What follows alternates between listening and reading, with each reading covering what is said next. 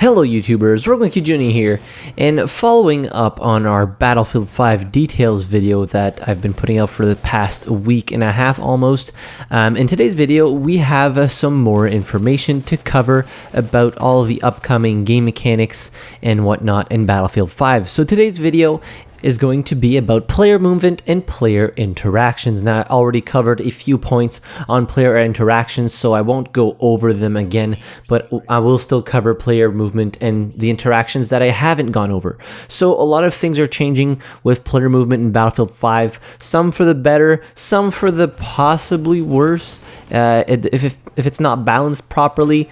But of course, time will tell, and we're getting some multiplayer gameplay footage within days. I mean, EA Play is this weekend, so we're going to see how it all plays out. And of course, next thing you know, we'll be trying out Battlefield 5 for the first time for ourselves. So first things first, the character now reacts with walls, doors, and putting weight into things when you collide against them. So the best possible way that I can describe this is try thinking of a cover system, something like The Division, where you can actually like press a button to go to cover quicker, and you like slam into, example, the side of a car to get to that piece of cover and not get shot. So it's like getting cover, but a little bit faster than, like, for example, crouch sliding in Battlefield 1. And your player actually interacts a lot more with the environment. So if you're coming up against a wall at a fast speed, then you like kind of like run into the wall, and you may stumble. Don't know if you'll fall, but you may stumble and like be a little bit all over the place. So they seem to add another layer of depth into the player movement and the way that the player model reacts with the environment around him or her.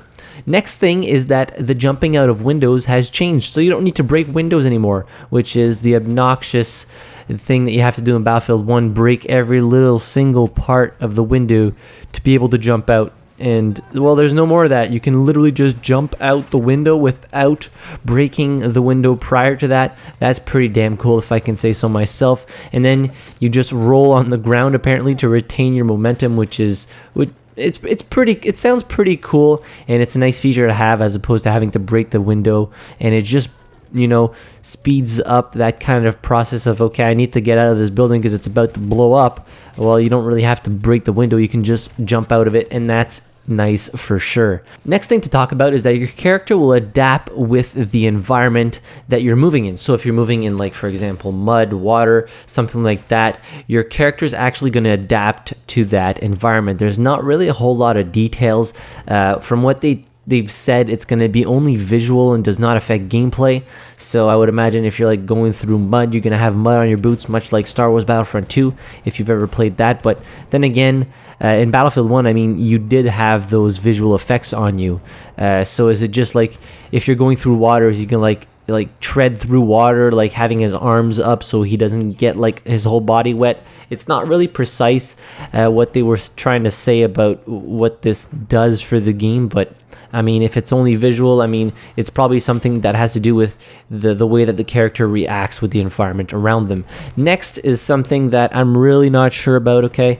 You can dive in all directions and shoot while in the air. So first things first, you can dive in all directions. So when pressing the prone button, if you're pressing, for example, S, which would be your backwards key, you're going to fall backward instead of like proning down straight, okay? So you're going to be able to fall backward, left, right, whatever way you want, and you can shoot at the same time. Next thing, you can shoot while in the air. I know a lot of people are going to be like, what? I'm exactly like that. What? So at the highest point of your jump, when you're jumping as a player, you can start shooting while falling down back to the ground. I really don't know how they're going to balance this. There was already a large problem of people, for example, bunny hopping in previous Battlefield titles.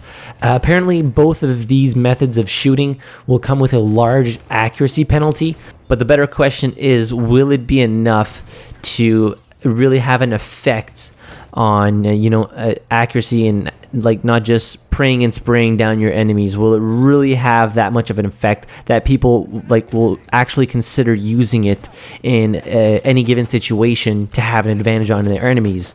Because Obviously, if you're doing this type of movements because you're probably in a pickle and you want to try and live a little bit longer or like get out of that situation, but if it's a viable tactic and it has a high success rate of you having advantage over the enemy, even with that large accuracy penalty, I think it's going to be a little iffy. So hopefully they've done a good job at balancing this, but this is something I'm really not sure of.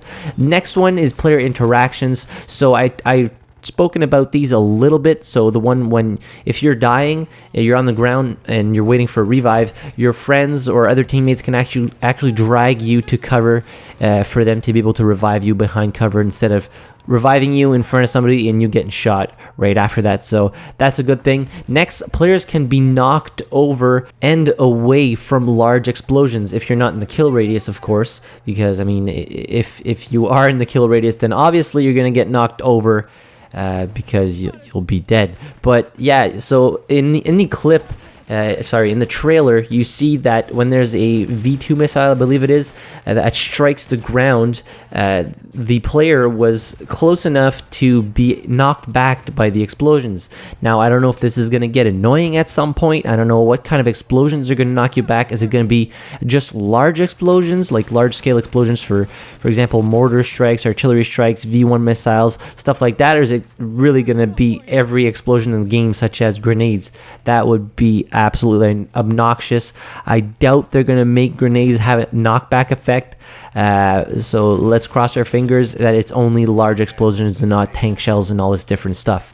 Next is ragdoll animations are now server side. So if you remember in previous Battlefield titles, for example, if you died at a certain area and your body went ragdolling across the map for some reason, that ragdoll animation would more often than not only be client side and not server side. So the medic could still revive you. For example, if you died at the bottom of a ladder but you saw your body fly 20-30 feet behind, the medic would still revive you right below the ladder. So now what's changing is that the ragdoll animations are now server side. So if your body goes flying 30 feet, the medic will have to go get you that 30 feet that way, as opposed to where you actually died at that very moment. So we might see more medics trying to run after corpses that are flying in the air, which is probably going to be interesting. There's also new melee animations for such melee weapons as the garrote and the cricket bat. From what we can see in the trailer, the part where the German soldier is trying to finish off the American soldier, I would suspect that he was trying to garrote him, and then you have the female soldier coming in and finishing him off with the cricket bat. So we've already seen a lot more animations for melee weapon takedowns, but I feel as though they're really bringing it to the next level for Battlefield 5. And next, I already talked about a lot of this stuff. You will need to interact more with the world, so you need to pick up ammo, med kits, and you'll all need to do these interactions. You're going to actually physically need to press a button, for example, the use key, which would be E, in my case, to pick up the health and actually heal yourself, and it's going to take X amount of time. Same for the ammo. You're going to need to resupply, pick up the ammo out of the box, as opposed to just magically getting all that stuff back. So that pretty much wraps up everything I wanted to talk about in this video with player movement and player interactions. I'm sorry if the video dragged on a little bit, but there were quite a few things to talk about, and we're pretty much coming up on the end of all the detailed videos I wanted to make about Battlefield 5. So let me know in the comments down below what you think of the changes to the movement system, the interactions that you can have with the world as a player. Let me know all that in the comments down below, what you think about it. While you're down there, be sure to hit the like button if you enjoyed the video. Subscribe to the channel if you haven't already. I release Battlefield and first-person shooter-related content pretty much every day. And as always, thank you very much for watching. I really appreciate it, and I'll see you guys in the next video. Have a good one.